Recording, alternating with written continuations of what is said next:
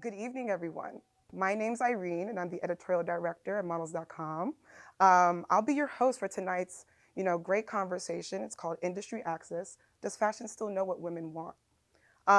In a year defined by designer entrances and exits, fashion finds itself at a critical crossroads. Runways are increasingly driven by spectacle and viral moments. Body diversity is slipping. Cultural politics are reshaping ideals, and consumers are more discerning than ever. Tonight, we've brought together two amazing voices who sit at the center of how fashion is imagined, interrogated, and made visible. Vanessa Friedman is a fashion director and chief fashion critic at the New York Times, and Rachel Scott is the creative director of Diotima and newly appointed creative director at Proenza Schouler. Thank you guys so much for joining us, Rachel and Vanessa. We're really appreciative of you joining models.com for this conversation. We really want to explore where representation, design, and reality collide. Just kind of figure out where women fit within the images and the garments that are shaping this moment. And so we were talking backstage in the green room about the 25 to 75 split of women creative directors at luxury houses. And obviously, Rachel, by your appointment at Proenza Schouler, that is a huge addition to the number, but it's still quite small. And I wanted to start this conversation with Vanessa, considering it really started from one of your articles during Paris Fashion Week.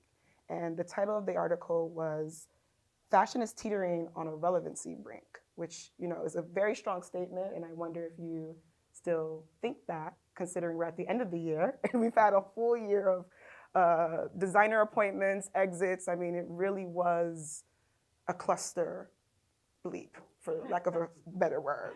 And I wonder, Vanessa, from your perspective, do you think designers are still designing for women's bodies, or are they more designing for viral impact?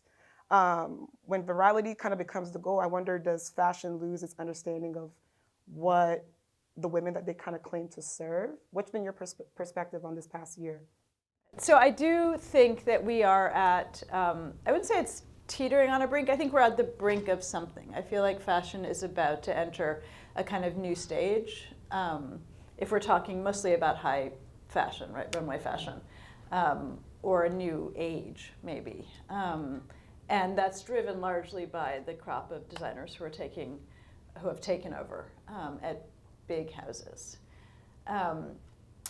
In terms of whether they're designing for women's bodies, I mean, I think that's a question that probably people have been asking since designers existed, right? And there's always been a split, I think, between designers who seem to be thinking very much about the comfort of the customer or the psyche of the customer, and then designers who seem to be creating an image of a woman that's maybe a little more abstract. And I think that's still true, and it's just been exacerbated by social media. Yeah, it seems social media is really the facilitator of the virality. There was a lot of moments that people kind of saw, and I think they analyzed the designs by face value, right? Like we spoke backstage, the Mugler kind of binding of the arms. There was definitely a viral moment at Gautier, and I think that seemed to be kind of the crux of getting the word out that these debuts had happened.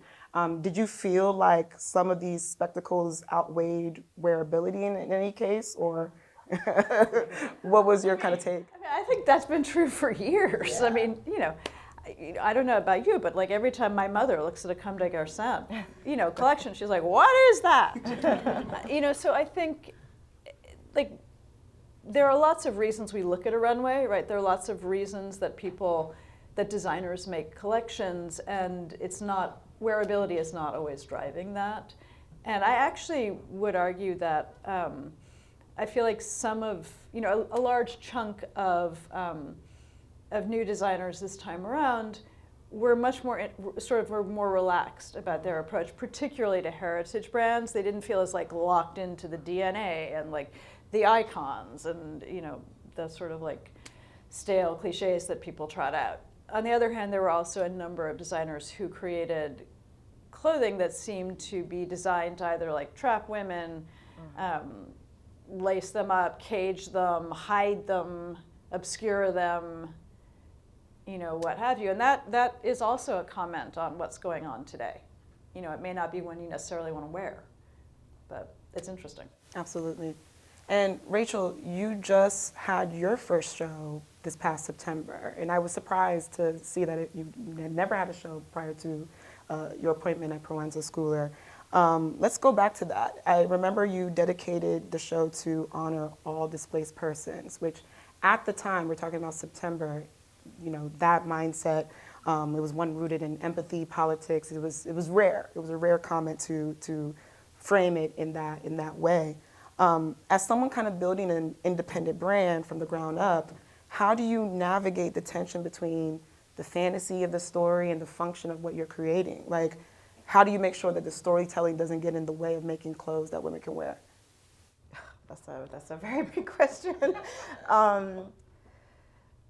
I've been in the industry for a long time, and I've worked on teams for a long time. And when I started Diotima, it was very much a desire to do something that was meaningful for me. And what was meaningful for me was kind of something that was rooted in an emotional reaction to what was happening culturally, politically. And my vision for the brand is not one of like year over year crazy growth. It's one of like longevity, and it's one, ultimately it just needs to be interesting to me. It needs to be interesting to me, it needs to challenge me creatively and conceptually, and then it also needs to be something that I want to wear, and that the women that I am lucky to have in my circle and community, that they also want to wear. So it's really, it has to meet those levels of kind of criteria. Absolutely. And I also look to your shows specifically when it comes to casting, because I found like it was one of the rare shows that really expounded on body ideals and who can fit in these clothes, like who's the woman that fits. From your perspective of someone that's shaping those decisions, how does Diotima approach inclusive sizing and representation? It seems like larger houses in the same foil are kind of pulling back. Does broader representation kind of affect how women connect with your brand, or how do you see it? Yeah, absolutely. I think for a long time, for most of my career, I never saw myself or my friends in campaigns and shows. We had a moment, in 2020 where there was a little bit of that, but then there's been a severe rollback, and if we don't put the world we want to see in our campaigns and our shows, then we're never going to have, no one else will, unfortunately. Yeah. And yeah, it's obviously there are challenges to making sizes for when we have very limited resources, it's a very intentional thing. So when I go into making samples for the show, I'm actually thinking about the cast, and I'm thinking about the pieces and how I'm going to size them, because I can't make 4 samples per style. So I'm planning like months ahead of the show, not knowing who I'm going to be able to cast. I'll know that like the night before the show. Yes. But I make sure that I have the pieces that can accommodate a very diverse cast, and it's super important. And it's no one ever thinks about the trickle-down effect too, yeah. Right? Like they don't think about the future celebrities that might have options to be able to wear. They don't think about the styling processes, like making sure that we have samples available for larger models that are doing editorial. And I wonder, is that something that you seek out intentionally, like it has to be part of your shows because, like you mentioned, it's just something that you want to mirror in your own collective experience? Yeah, absolutely. And also sometimes I need something to wear, and I can't fit in the samples. So absolutely, for sure, yeah. For sure. Vanessa, you've been tracking the inclusivity conversation for years. Whether it's like a viral moment that I'm seeing on Twitter or your direct articles that kind of speak to the matter. You've written that fashion seems to be in a dramatic retreat from many of its public commitments to change. Like it's like night and day compared to the past 5 years, especially on the runway. From your perspective, has the push for inclusivity stalled in the face of conservatism? Do you feel like it's larger parties at will and we're just kind of like reacting to that? Or do you think that the progress was genuine or just mostly surface level? What's your kind of take on it? I think if we're talking about size inclusivity, I mean, any inclusivity other than sort of racial, where I really do think on the runway, fashion has made a big leap forward. I do not think in the power structure it has at all. And I think it is, again, we're retreating from that pledge. But I do think on the runway things have shifted, and like eyes have shifted, and it definitely looks different. But not in terms of any other kind of inclusivity. Not, not size, not age, not ability. Right, like nothing else. And in fact, fashion only like vaguely really talked about size inclusivity. I mean, honestly, they'd be like, yes, we have like 2 plus size models, right? And it was always the exact same models, which is exactly where it used to be with race, when they'd be like, we have Naomi, and that was it. So I think that the pretense that it was really becoming inclusivity in terms of body type, also height, I mean, everything, right? Like, people come in all different sizes and shapes, and consumers come in all different sizes and shapes, and like rich people come in all different sizes and shapes, and celebrities do, as you pointed out. And the runway really has never come in all different sizes and shapes. And I think it's just, it's for a variety of reasons has given up on even like trying to. And it always sort of drove me nuts, because like everyone was either size 0 or maybe like a 16. But like the world is full of 8s and 6s and 10s and 12s. And that really is what you want to see, right? And it when you do see it, I mean, I think we have seen it with race, when you see all the different kinds of people there are on the runway, it looks so good, right? And it makes the clothes look good. And I just, I wish they could make that leap in other ways, and it hasn't. Yeah, absolutely. And like you mentioned, it seems like when we had the racial diversity conversation, there were obviously advocates for it, right? There was like a Beth Ann, there was people who could like speak to it. And for other parts of diversity, there's not really people with that same level of maybe power or influence that can kind of make these changes behind the scenes. Right, and it took decades, it took power, it took politics, right? It took trauma. Like, it took a huge number of forces to shift an industry that really doesn't, despite the fact that like fashion is all about change, it really hates to change. Absolutely, especially when it comes to technology. I mean, listen, we can go into that, and we will circle back to that conversation. But Rachel, I wanted to talk about, in the past almost 5 years now, you've built a very tight creative circle, photographers and stylists. We were talking about Marika, the lovely Marika Ella Ames, and photographers like Zora Sisher, Deidre Lewis, Heidi Stanton, who've helped to kind of creatively shape the world of Diotima. I wanted to think about, who are you kind of designing for when you're building that world, and how do those collaborators help you create desire without losing touch of your the realities of women's bodies and making sure that the clothes speak for themselves, but how do you create those visual images of what you really put out there? Because we were talking about the castings that you do, and I remember thinking about Kai Newman that you shot in Jamaica a few years ago. What's the process of really creating your visual world? It's not super clear, to be honest. It's like it kind of changes. It's a bit amorphous, but I would say it's very much a collaborative dialogue. And I think I've been very lucky to work with the list of people that you just named, especially Marika, who I work with very closely on Diotima, now also at Proenza.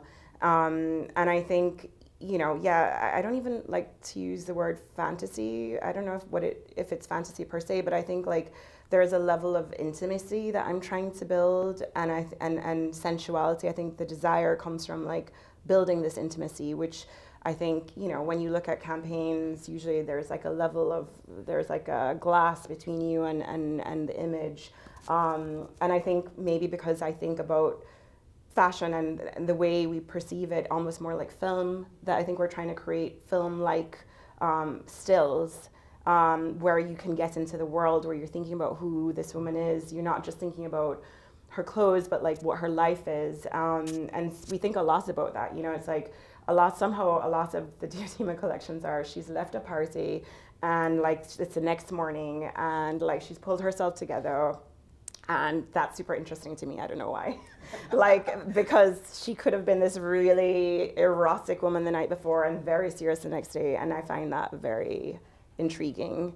So yeah, I think we're always trying to build a world and a narrative that's not didactic or prescriptive. And I think because I've worked with so many women, I think there is this level of embodiment that, you know, they're not performing, it's not performative, and like it's almost like I hate to use the word intuitive when talking about women, but there is a level of intuition. I think that's what I mean by it's amorphous. It's more like a feeling and a dialogue that sometimes is not quite verbal, you know. Right. Do you find that that conversation is easier to have with other women, or you know, where it's just innate and you guys are able to kind of play off of each other's energy? I'm sure it's not maybe an intentional thing to have listed all those people and say like, oh, you're working with women, but I wonder, is that something that you're actively seeking out? Yeah, definitely. No, I think yes, I've definitely sought out really strong, intelligent, nuanced perspectives that happens to be women. I think there's like, you know, when you talk about the power structures in these companies that haven't changed so much as what we see on the runway or in campaigns, I think that's super important. I think that like I exist in a very intersectional place of being a woman, being an immigrant, being black, being queer, being disabled, and being not like not a straight size. So like there are things that I think about what I want to see, and the complexity of that combined in dialogue with the complexity of all of these other collaborators and their experience, I think manifests in something that hopefully is fantasy or not prescriptive, but also something that you can also get into, that you can believe yourself in this world, but be inspired by it. Absolutely. And, you know, Vanessa, from the critic seat, I wonder, you know, we haven't had a chance to see all the campaigns from the September shows, but we've seen little teasers, so to speak, whether that's, you know, Demna's vision at Gucci, Dario's vision at Versace. And I wonder, like, are runway and campaign images today reflecting the women and the people, you know, women and people as they are, or is it all about the fantasy of desirability? It just seems like, you know, I guess that's part of the marketing, but I wonder what your perspective is on, you know, who fashion is kind of speaking to when they're pushing out images nowadays. I mean, hopefully it's speaking to lots and lots of different kinds of people. And I think it is. You know, I think that, you know, sadly Dario is no longer at Versace, so I don't know what's happening to that vision. But, you know, that was one kind of vision, and Demna's clearly something else, and Jonathan's something else, and Rachel is something else. And that's what you want, right? Like, the reason you want diverse designers is because you want them to bring a whole diversity of viewpoints and ideas and, you know, takes on the world to making clothes, right? Because that gives everybody, all of us, more to choose from, right? It gives you the opportunity to find yourself in their ideas. And, you know, maybe you find yourself in Rachel's, maybe you don't. Maybe you find yourself in Demna's Gucci, maybe you don't. You know, I think that like, the more different women that designers speak to, the better, frankly. So just because I never think about myself when I'm looking at the runway. But as you know, as long as there's somebody there that I can recognize, then I think that's a successful collection. For sure. Do you think the emphasis is more about designing clothes or designing content? And does a current creative director have to kind of be in the mindset of creating both? Like, is that now? Yeah, you definitely have to do both. Yeah. You absolutely do. I mean, because like, what is a runway? Runway is like really a marketing adventure, right? Like, that is the purpose of the runway now, because it goes widely on social media to, you know, billions of people probably who, you know, may never encounter those clothes actually physically in a store or online. But they get to know the designer because fashion is now part of culture, right? It's like, it's about ideas and values. And so that's what the runway, like, the runway is, as a designer, right? Like, the one time you can sort of give a pure statement to everyone else, because after that, you know, it's filtered by magazines, it's filtered by critics, you know, it's filtered by a million people on social media who are screen grabbing it and like saying that's cute, or like It's true. It's true. And we spoke about, you know, the kind of beating drum of virality, right? Like, you know, that's something that all designers kind of have to answer to. It seems like we're also in this moment of reactionary politics, you know, the normalization of pharmaceutical thinness. We all know what's prevailing throughout mass media. It seems like I'm getting commercials on Spotify and, Slack, everywhere for pharmaceutical thinness. And I wonder, how do you think these forces are influencing what fashion chooses to kind of elevate? I know you've been writing about, how these cultural currents show up on runways. I wonder what's your perspective of, what might be seen as a very, New York American centric thought process, but I don't, the Department of Transportation made a comment about how we should dress for planes, and, United States government is, really pushing for people to be on GLP. So I wonder, do you think it's influencing what's going on the runways? And of course it is. Yeah. But it has to, because that's the designer's job, right? A designer's job is to look at all these cross currents that are shaping people's lives, and then give it some sort of expression in clothing, so that we are able to put something on that helps us find ourselves in the middle of all this storm, this chaos, and navigate it, ideally navigate it better. I mean, you wouldn't be doing your job as a designer if you weren't influenced by what's going on, for ill or for good, right? You can react against it, you can buy into it, because there are consumers that do both, right? I mean, and women that do both. So I can find it, personally dispiriting to see corsets everywhere. Right, I just really hate a corset. I really think it should be consigned to history. It's great in the museum, but there are clearly women who find it, for whatever reason, maybe because it's protective, maybe because they see it. I mean, I was talking to Dilara in London, whose name I can't really pronounce, so I'm not going to do it. Rachel, if you know how to do it. But she works with corsetry, and she sees it as a kind of appropriation of a garment that has been used to trap women, and she is using it to her own ends and owning it and allowing women to kind of own that history for themselves through her use of it. I mean, now, does everyone who sees someone in one of her corsets get that? Probably not. But her reason for doing it is different than a man trapping a woman in a corset, as was historically the case, because they wanted her body to resemble something they defined as beautiful.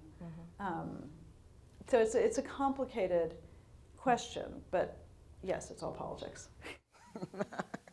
We're affected by it all. And Rachel, I mean, you were newly appointed as this creative director of Proenza back this August. I mean, you're navigating across two houses now. It's not an easy feat. As you shape Proenza Schouler's next chapter, how do you kind of think to balance the cultural pressures around all these things that we're speaking to? Body ideals, representation, politics. How do you align it with your own values? And, how does building a future-facing Proenza kind of look like in practice? I mean, I think the two will always be very different. And I think what Jack and Lazaro did so well is that they had this admiration for the women of their lives that they were almost in service of. But I think, there was a level of separation that I would like to shrink. And I think, my debut is in February, but in September we had a small presentation that was a bit of a collaboration. But even there, I was really excited about cast, because that was the one place that I could start to, apart from materials, which was very me-centric because it was very textured, but that was one of the places where I could start to inject my vision, which is one of a plurality of women. And so I was able to have age diversity, height diversity, not so much size yet, but we're working on it.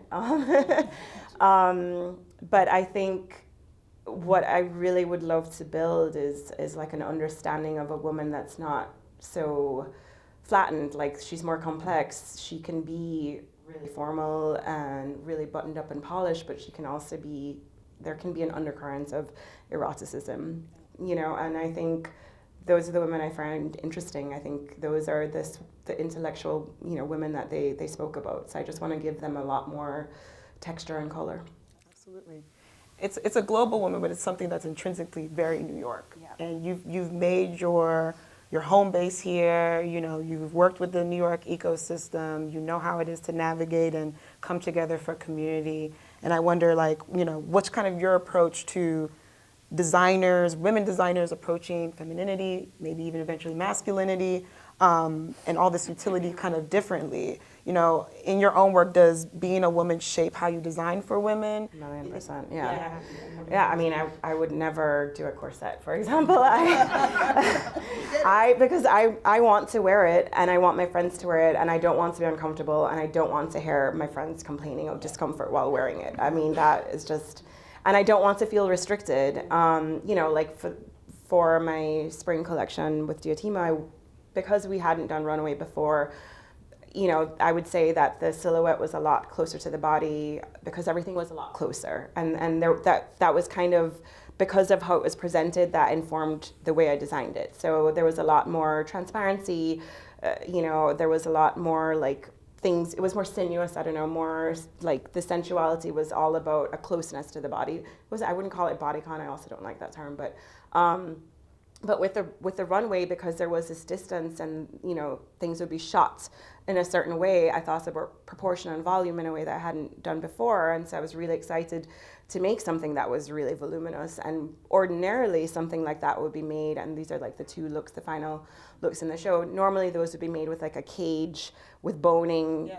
And when I first like sketched it and started draping it, I, you know, had a long conversation with the pattern makers about how do we create volume and form without putting a single piece of boning in there or making it heavy. That was like the goal, more than actually what it looked like, was making sure that the experience of it was pleasurable.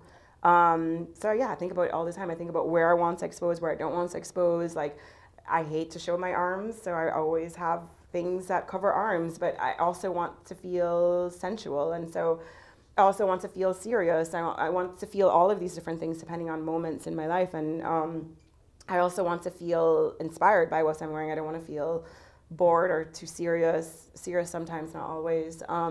Yeah, so these are all considerations. It's like the actual experience of wearing it, how it feels on the body, but then how it makes me feel when I show up in the world. And I think that that's very much an approach of a woman designer versus a man.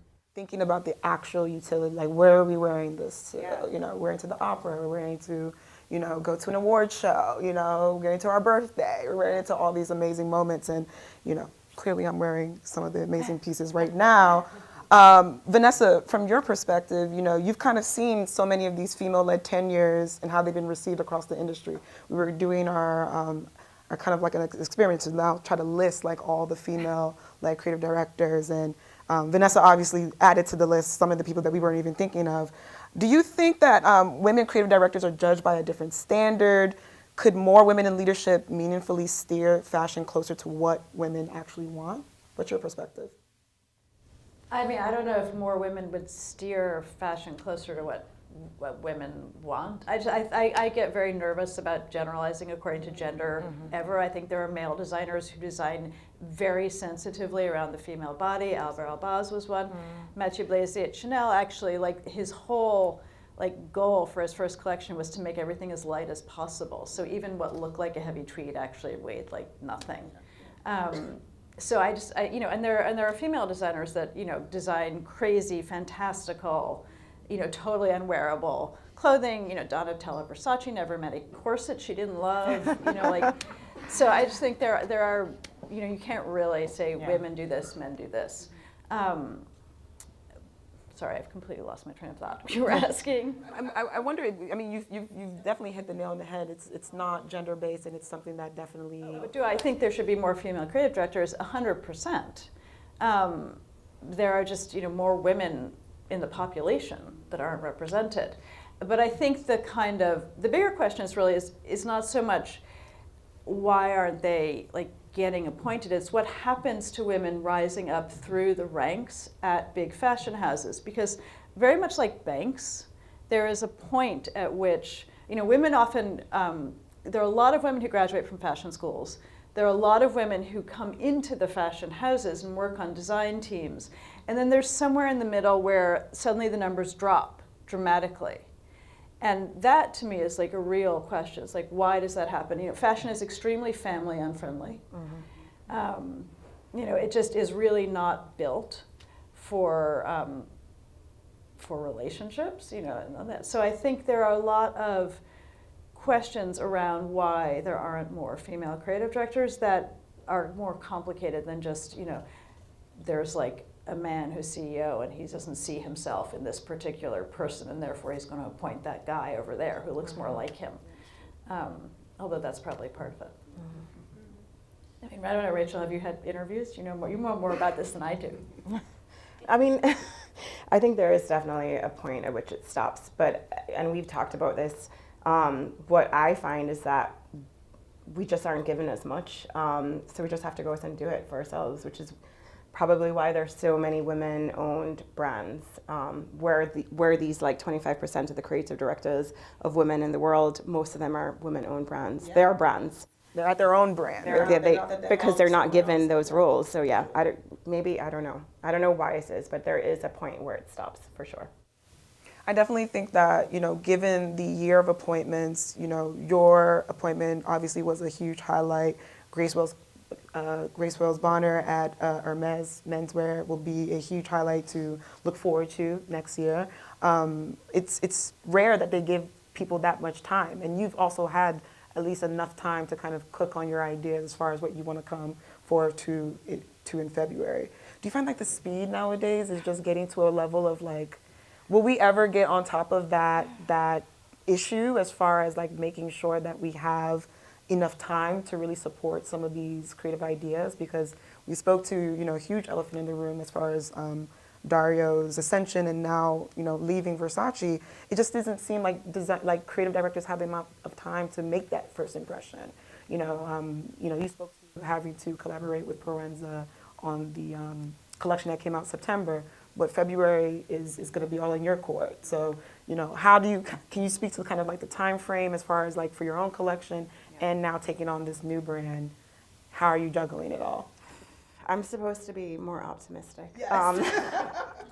No, I mean the timing is brutal. You know, fall is like the development calendar is 2 months shorter than spring. Like, and everywhere in the world that you work, all the manufacturers at some point take at least a month off. So it's a really condensed timeline. But I think more than that, it's like this expectation of a fully fleshed out vision of a brand within one season.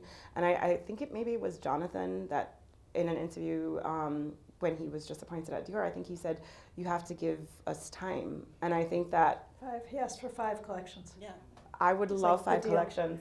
Wink, wink. I'm just kidding. But it takes time because, you know, obviously Dior, that is a brand with a massive legacy. And I've joined a brand with a legacy of 24 years versus Dior. But you can't craft something within 3 months that is a final word on something. I mean, not that anything ever is a final word. I mean, if it was, then you'd stop doing this. Yeah. So it's always, you know, you pose questions and then that leads you to another question, and maybe the manifestation of those questions look the same and maybe they're totally different. But I think to expect within 3 months a fully fleshed out vision of a world is unrealistic. But that is what is expected of us. There was another part of your question. No, I think that's as much as you can give, considering, like, yes, you speak to this shift that we're on, and in terms of, you know, what is being pushed out and who gets to succeed and who doesn't. I mean, it's easy to go on the negative, but I wanted to really ask the both of you kind of what gives you hope right now, whether it's a moment or a cultural shift that you can speak to that kind of feels aligned with what women actually want to wear and see and be. Like, is there anything that kind of speaks out to you that's kind of giving you joy in the mindset of like this new collection that's coming out in February?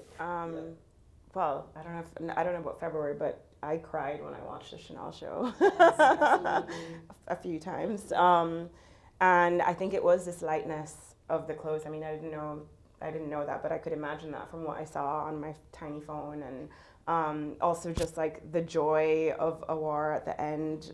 I mean, I think sometimes fashion can be so serious, like take itself way too seriously, that we're not allowed to have any emotions other than like this performance.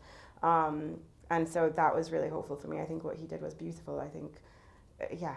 I also love materials and material development, so I mean that's right up my alley. But I thought it was incredible. I really loved what Dario did. Yes. And I really wanted those jeans. I can't afford them. I looked them up on the Moda Trunk Show. Can't afford them, but they were fab. The Motor Truck Show blew us all out the water. We've seen that. But I also understand because I didn't know that they were pieced together. Yes. And when I looked at them up close, I realized it wasn't like a print. It was actually every single stripe was stitched. So at the end of the day, I could kind of understand. You could get the perspective. Vanessa, what's kind of been something that stood out to you in terms of a positive shift that you think we'll look forward to in 2026? I do think we're at the beginning of something, a sort of next stage, and Matthew is part of it. Jonathan is part of it. Dario was part of it. I hope he comes back and gets to be part of it somewhere else. Michael Ryder, sort of, we were talking about the big brands. I think that those are designers who really seem to be kind of able to show things that are in progress on the runway, right? Those shows did not feel to me like fully realized, this is my world, this is my dictated, my dictation for how a woman is going to look next. It was kind of like, here's an idea, here's another idea, this is fun, let's try this. And some of it was good and some of it was bad and a lot of it was messy, but it had a kind of life to it and a sense of process that I think is really promising, actually. And it made those brands, which can feel extremely heavy, feel much lighter to me and more relevant for that. So I hope that is something that spreads and continues, and I think it could make something that felt very staid feel much more exciting. And then people like Rachel give me hope, and women, a lot of women. I mean, we were going back, sort of talking about female creative directors. We kept remembering more women, and most of them are at the head of their own brands, and they're relatively small. I think the difference is, sort of talk about people running things over 500 million. It is a lot of men. Under 500 million, you get many more women. But that's because partly because maybe they're not getting the opportunities, but also partly because they are doing things the way they want to do them, and they're not willing to compromise on that. And owning your own brand, as tough and horrible as it is, and painful and complicated, gives you the freedom to do that. And freedom is an enormous luxury, right? Being able to make your own choices is an enormous luxury. And what Rachel said about having a kind of long-term view and not wanting to become enormous, that to me is really promising. Because so many of the problems we have, and so many of the problems that fashion has, too much stuff, too many collections, too much garbage, too much, leftovers, climate change, all that is generated by the sort of desire to get bigger and bigger and bigger and bigger. And we live on a sphere, and clearly you cannot go like that forever, right? It's like nonsense. So, the idea that we have examples of people who are willing to be small and do it their own way, I think is really exciting. Super, super grateful for the both of you. Thank you, Vanessa. Thank you, Rachel. And thank you guys for joining this Models.com conversation. We hope tonight sparks deeper conversation and a reflection on the garments that we create and the women that really bring them to life. So I thank you two for joining us, and thank you guys for joining Models.com. Thank you.